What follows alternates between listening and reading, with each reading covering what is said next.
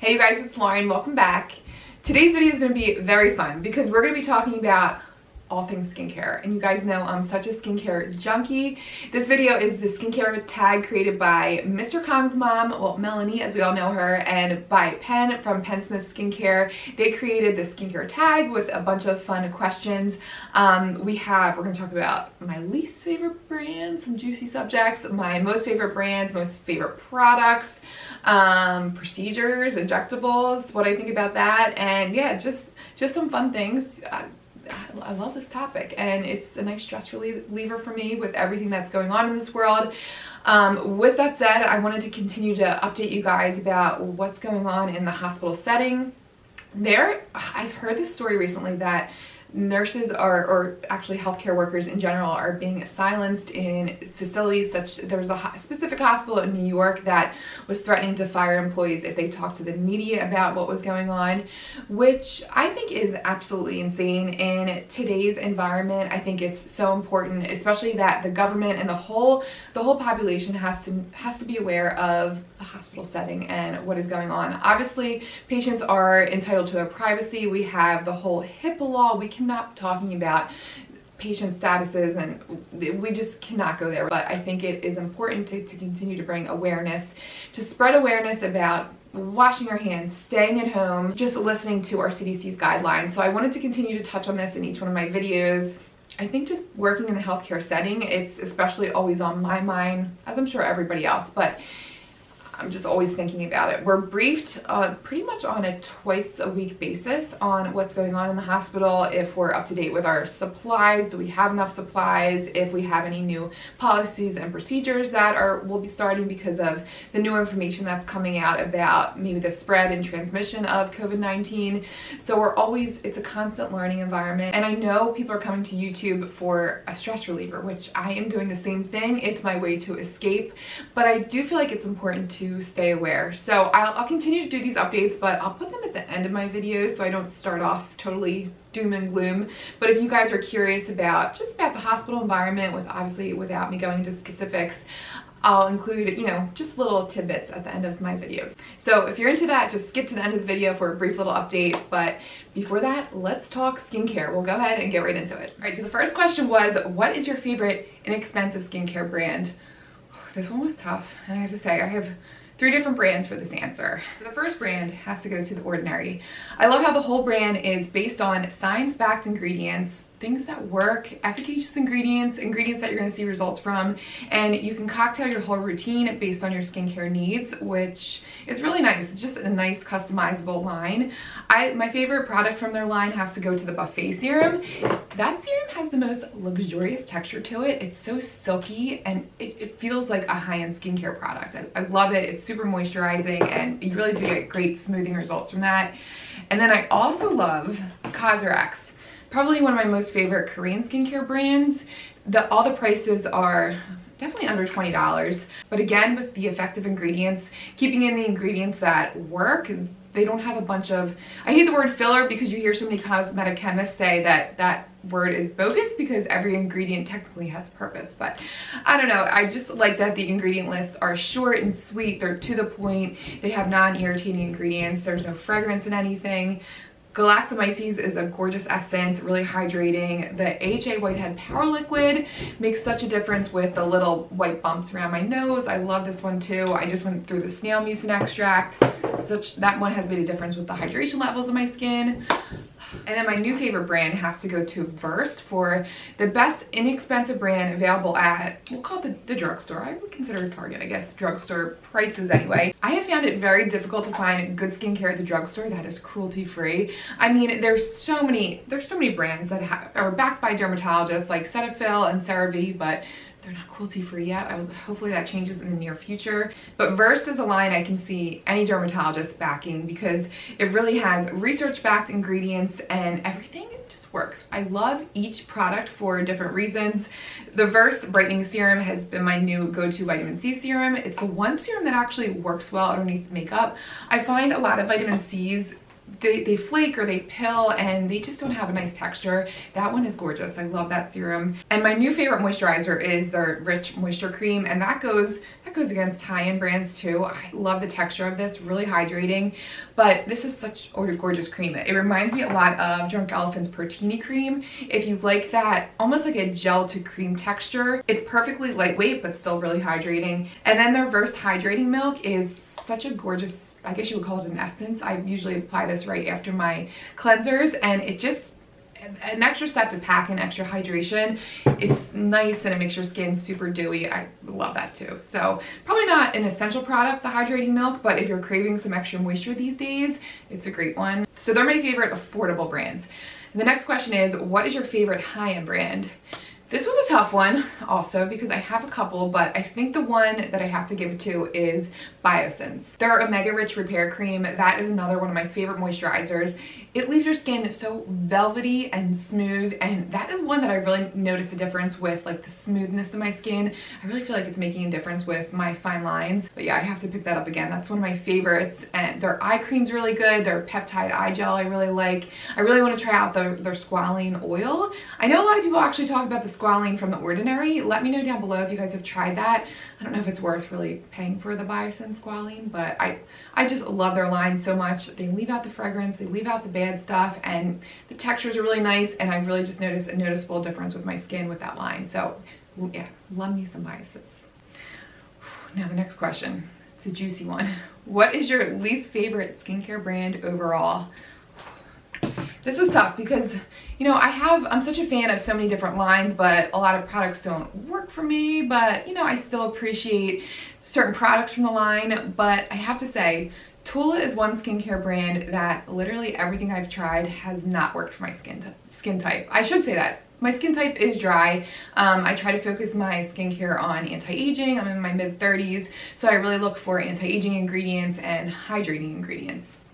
A lot of Tula's textures are really lightweight. If you have an oilier skin type, that word is so hard to say, oilier skin type, their line might work for you, but I just have not found anything that has worked for me. One product I can think of specifically that absolutely did not work for me and I thought was way overpriced for what it was they have this cooling stick. It's meant for underneath your eyes to depuff your eyes, and it feels kind of cooling when it goes on, but it immediately, that sensation goes away right away, and I didn't notice any depuffing from it. I really didn't get any moisturization from it. It just seemed really overpriced. And they have this whole line based on probiotics. And I have to say, I'm still a little skeptical on probiotics in skincare. I can see why the whole philosophy would make sense when it comes to acne, because probiotics are basically the good bacteria, right? We have good bacteria in our body, which is essentially the normal flora or the bacteria that keeps out the bad stuff. We actually give it to patients orally in the hospital, but we don't use any kind of topical creams in the hospital with probiotics in it. So that to me just tells me there's just not enough research to say that these probiotics really prevent the entry of bacteria onto our skin. It just, I don't know. I think they're kind of bogus, to be honest. Dermatologists would be prescribing these creams if we really knew that they were effective, but I just don't think there's enough research behind them. I think it's more of just marketing hype, just gimmicky marketing in my opinion. Their next question was, what is your feelings on fragrance and skincare? 90% of the time, it's a no for me. When I seek out new products, that's one of the first things I look for, whether or not it has fragrance in it. I never had an issue with fragrance until recently. And now I talked about the story maybe a few videos back, but when my daughter stopped breastfeeding, as soon as I started the weaning process, I immediately, every so often I would break out in hives. Sometimes it was correlated with my skincare, sometimes it was just in the middle of the night. Just seemed to be, I don't know, I couldn't find the correlation with anything. I thought it might have been a new allergy. I went to my dermatologist and essentially she told me it's most likely because I stopped breastfeeding and it just, basically my hormones were out of whack. But she told me, she's like, avoid fragrance and skincare. You might have developed a new sensitivity. And while I always heard this, you hear this all the time, you know, a lot of people are anti-fragrance now. So that really did just solidify it for me. But like I said, I don't seek out products now with fragrance in them. I do have a lot of my like holy grail products have fragrance in them, unfortunately, which until I find a replacement, I will probably continue to use them. I mean, I don't want to throw a product down the drain. It's like throwing money down the toilet. I'm not going to do that. Like, my Good Genes by Sunday Riley is probably my favorite serum. One of the serums that immediately made a difference in my skin. I noticed an immediate difference with the firmness and the brightness in my skin. I love that stuff, but it has lemongrass in it. It smells like a straight up cleaning product. I wish it didn't have fragrance in it, but it does. Let's see, is there another product that I use? Oh, Pixie's Glow Tonic I love so much, but that also has fragrance in it. But again, now when I buy new products, if I see that there's fragrance in the ingredient list, it's a no for me, and I avoid it altogether. There's just so much out there, so many good products to choose from without irritating fragrance in it. So it's a no for me, but I do have my go-to products that I really love that unfortunately do have fragrance in them. But now we know there's no benefit to the skin. It just is really in there for really the marketing and the experience of applying the skincare. I used to be one of those that I would apply my moisturizer, and if it had a nice faint smell to it, I was just like, oh, it's relaxing. I love the scent. I love the citrus smell to it. But now, especially anything with citrus in it, I just get really nervous, especially citrus juices, because one of the Pixie products, I can't even think of what it was off the top of my head. I want to say it might have been one of their serums, but they have the actual citrus juices in it. And that's another thing. Citrus juice versus a citrus extract, they're completely different things. Think of the extract is almost the diluted down version of the juice, or even an essential oil. You can have essential oils. They're going to be a lot more potent than the actual extract in skincare. But I used a product, I wish I could remember what it was. It was something by Pixie, but I remember after vacation, I was in the sun, but I was still using my SPFs of 50. I shouldn't have gotten any really sun, and I came back. I used this Pixie product the whole vacation. I came back and my melasma was so much darker, and there is proven research to say that citrus in skincare can actually increase pigmentation, increase your photosensitivity. So I really feel like it was that product that week that did it. So yeah, there's certain things that are a definite no for me now. But let me know what you guys think down below. It's going to be an ongoing debate, but more so than ever, I really appreciate any line that is fragrance free. So yeah, I really try to avoid it these days. Alcohol in skincare, okay or not? So we know that there's good alcohols and bad alcohols. The good alcohols are, these fatty alcohols that actually can be really moisturizing to the skin. They can really help with the formulation, help with the texture of the product. The bad alcohols, the SDA alcohols, the regular alcohols, denatured alcohol, you'll see them called different things, but usually if it's just the word alcohol with an initial in front of it, that's your drying alcohols. And I notice if a product is specifically drying to my skin, half the time I'll look at it and I'm like, oh yeah, there you go. It's because it has a drying alcohol in it. So I really try and avoid these. The alcohol essentially helps the liquid part of the product to evaporate, right? So I can see why it has a purpose in certain things like, say, foundation. So CoverGirl's Skin Milk Foundation has a drying alcohol in there. That's a super dewy foundation. It kind of is slippery at first, and it's really tacky initially. It eventually dries down to leave that dewy finish. I bet you if it didn't have that drying alcohol in there, it would just slide all over your face and it wouldn't stay put. Also with setting sprays, a lot of them have drying alcohol in there to help dry down your makeup, to help kind of seal everything into place. So I can see why there's a time and a place for these, but in serums, I think it's completely unnecessary. Moisturizers especially, no, I don't want them in my moisturizers. So yeah, makeup sometimes I'll see it, I try to avoid it, but sometimes I notice it is in certain setting sprays. But there's plenty dewy foundations, plenty of toners that don't have the drying alcohol in it, so I think it's an ingredient that can be avoided, and hopefully in the near future we'll see a lot more skincare brands continue to eliminate the drying alcohols in their products, because yeah, we know it's not really necessary, but depending on the ingredients, sometimes it is in there for a purpose. Another factor I didn't touch on, of course, if it's low on the ingredient list, that's a completely different story, whether or not. Another factor I didn't touch on, if it's way deep down in the ingredient list, way at the bottom there, it's probably not likely drying out your skin. But if it's on the top, like first couple ingredients, it's gonna be pretty drying. So yeah, I will try and avoid the drying alcohol. Next question is chemical or manual exfoliation, or both? I love my AHA chemical exfoliators these days. I love glycolic acid, I love lactic acid, salicylic even I'll use in certain times. Sometimes salicylic can be super drying to my skin because it's on the drier side, but oh man, a BHA will knock out a blemish so quickly, and AHAs, I just noticed such a difference with the brightness of my skin and the smoothness factor. Manual exfoliation. I used to be a die-hard St. Ives user in high school, and I always felt like, oh my gosh, my skin felt so much smoother after I used that. But now I get really nervous using them. And now we know down at the microscopic level, it really is causing these skin tears. Any tear in your skin is going to cause inflammation, causing redness. Inflammation can cause pigmentation in your skin. It just starts this whole inflammatory process that can essentially cause damage to your skin. So you really want to try and avoid physical exfoliation. Now there are some things that I know Penn actually talked about this as well. There's some physical exfoliators that dissolve almost immediately on impact on your skin, which the Sunday Riley Blue Moon, that had these like oily beads. It might have been the jojoba beads that Penn was talking about, but they turn into oil on your skin and the product immediately emulsifies. But those beads did kind of help break down your makeup initially, and they're super smooth and they dissolve right away. So anything that dissolves really quickly, I'm okay with. But yeah, those harsh, like the walnut shell, oh gosh, yeah, you want to avoid that completely, because anything to set off that inflammatory process is essentially just going to cause long-term damage. So avoid those when you can. Next question is extensive skincare routine or simple skincare routine? Probably 90% of the time, it's an extensive one. I probably use at least 2 serums, an essence, a cleanser, if it's during the day, an SPF, and then I'm using a vitamin C during the day. So usually it's about 4 or 5 steps for me. I do think, however, there's no need for anything more than probably 2 or 3 products. Sometimes actually when I'm on vacation, I don't have my full routine in front of me, and I'm only using, say, a cleanser and a serum or a moisturizer throughout the week. My skin feels so moisturized and so healthy.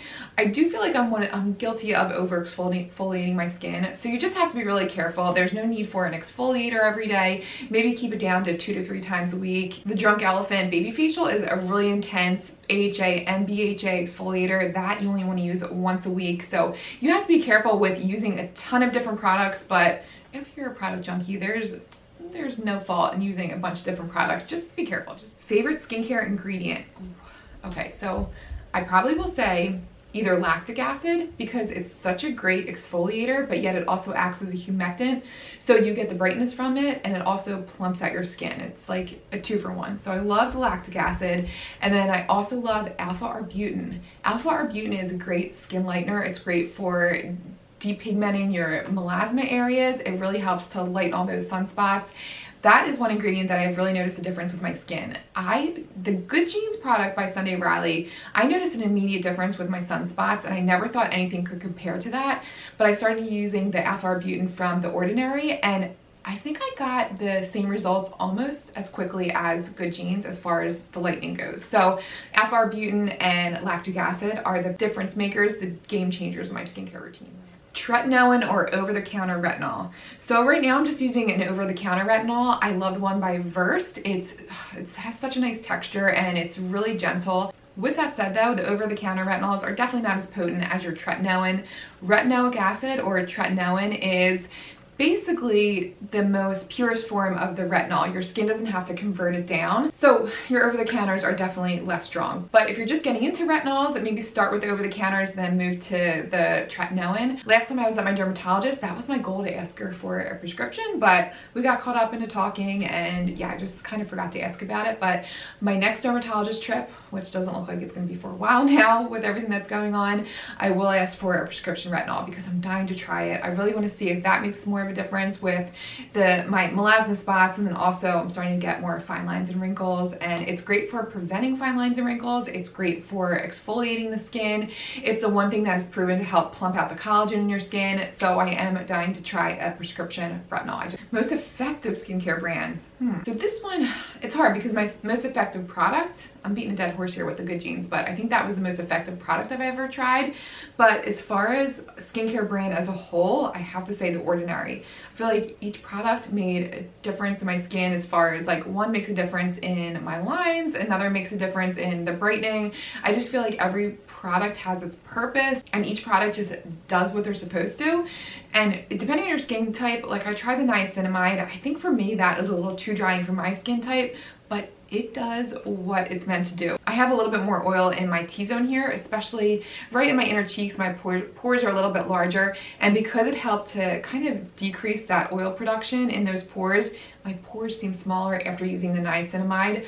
But it was too drying to use all over my face, so I have to use that product as more of a spot treatment. But man, that product really works. Every product from The Ordinary that I've tried has really been an effective, really each product that I've tried from The Ordinary has really made a big difference in my skin. And you know, a lot of things you'll introduce in your routine and you're like, is this really making a difference? I don't know. But when I'm really trying to target a specific problem with a specific ingredient, I notice a difference. So to me, that just means that this line is super effective. So yes, I would say The Ordinary for most effective. Now the next question, this kind of pains me to say this because this brand has been so generous to me when it comes to PR. But with that said, I'll always still be honest with you guys. What is your least effective skincare brand, or what skincare brand do you think is the least effective? I have to go with Ole Henriksen for this one. And that is because I feel like everything that I've tried from them, you know, they're nice formulations, they feel good on the skin, but I just feel like they make these big claims and I haven't noticed a big difference with each one of their products, and they're pricey products. So yeah, I have to go with Ole Henriksen for that question. And all their products are filled with fragrance also. And also their effective ingredients usually aren't in the first couple ingredients. They're usually lower down on the ingredient list. So that's always a red flag for me. If you're gonna, I don't know, I just always want to see the ingredient list back up the claims. And I just feel like that brand doesn't really back up the claims for me. And then they have this new vitamin C serum that they kindly sent out to me, but I don't even think I'll open it to try it because it's filled with essential oils. Yeah, there's 2 orange oils that are almost 5th or 6th on the ingredient list. So that is a very high content of essential oils. I just do not feel like there's no purpose to have orange oil in a vitamin C serum. And second on the ingredient list is your ethyl ascorbic acid, which that is a vitamin C derivative. They are found to work. There has been studies to show that these derivatives do work, but your potent form of vitamin C in a skincare product, you really want to look for just the ascorbic acid. It may not last as long. These derivatives are a little bit more shelf stable, but yeah, $65 for that serum just seems a little bit overpriced for what's in there, and I don't like to see that fragrant oil super high up.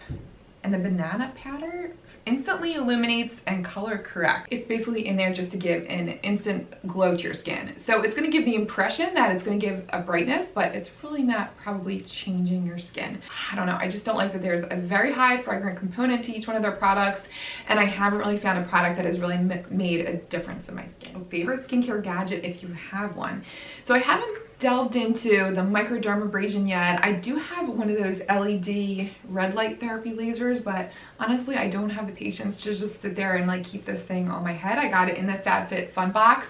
I am intrigued though because Penn did talk about how they do work. But these jade rollers, I love these things. I have 2 of them. I got them on Amazon, and I think they're great for really helping to decrease the swelling in your face. Sometimes I feel like I hold all my swelling like in the jowls of my face. I keep one in my refrigerator, and I'll use them sometimes before I do a video, sometimes before work in the morning as I'm drinking my coffee. I'll use them. I think they feel so good.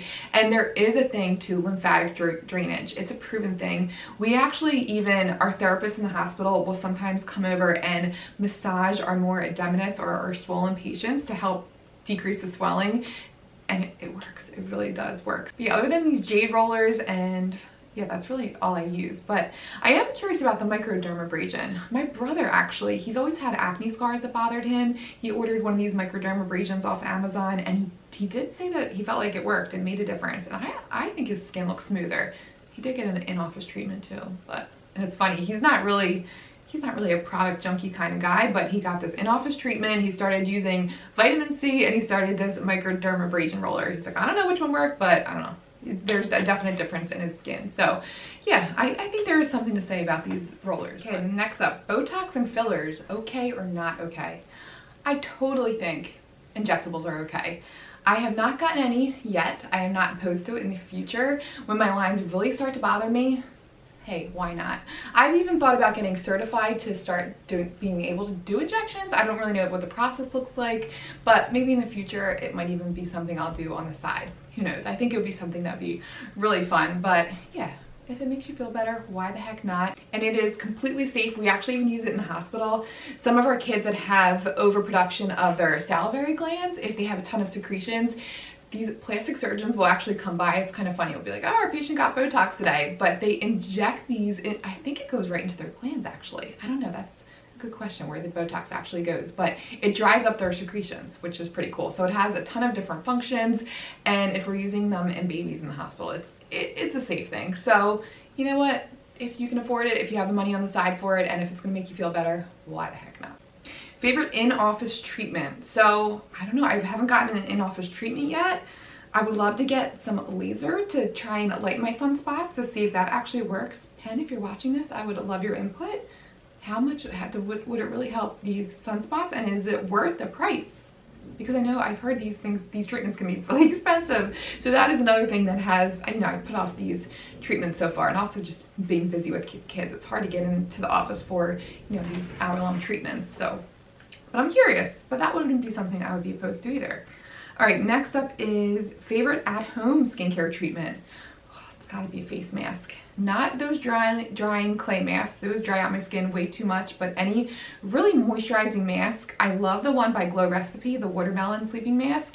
It doesn't make a difference in your skin. Like, maybe helps the moisturization a little bit. Nothing that a moisturizer can't do, but it's a nice treat every so often. So yeah, definitely an at-home mask I love. And then the last question, the one skincare item you cannot live without. I would definitely say moisturizer. I am obsessed with moisturizing my skin in the morning, in the middle of the day, even a little spritz here and there. I love the Youth to the People Adaptogen Mist. Oh my gosh, that is one of the best sprays ever. But I just think that final step of putting a layer of moisturizer on your skin is so satisfying. So that is my favorite step. All right, so this brings us to the end of the video. I hope you guys enjoyed that. You guys know I always love talking about skincare. It's a nice distraction, but like I said, I wanted to touch on what's going on in the world with each one of my videos. I think it's super important, but not to end in doom and gloom, but I wanted to continue to bring awareness to the situation. Right now, currently in our United States, there is 163,000 cases of the COVID-19 virus. In our state of Pennsylvania, we have a little under 5,000 right now. And in Philadelphia County, which is where I work, we have a little over 1,100. So essentially, Philadelphia has about 20 to 25% of Pennsylvania's cases right now. The hospital environment that I work in, I talked about this last week, but I am in a pediatric setting, and it is still a relatively calm environment. Everybody is pretty much still on edge. I feel like we're all anxious. We're all anxious to go into work, but the amount of pediatric cases as compared to adults is only at 3%. So kids are getting it, but it's not affecting kids like how it is the adult population and the immunocompromised. From a supply standpoint, it does seem like we're prepared. We haven't ran in, we have shortages, but we're not scrambling like how they are in New York. We are still conserving supplies where we're working with that distillery. They're supplying our hand sanitizer, but we're not running out of things. We have enough masks. We're still conserving our masks. We are now wearing masks to the hospital on a daily basis. We actually, when we walk into the hospital, we put a mask on, which that was a change as of last week. But it's still a relatively calm environment. Like I said, the anxiety level is pretty high, but we're still okay. But it's still scary to know what is to come, which is why I wanted to continue to talk about this, to continue to bring awareness.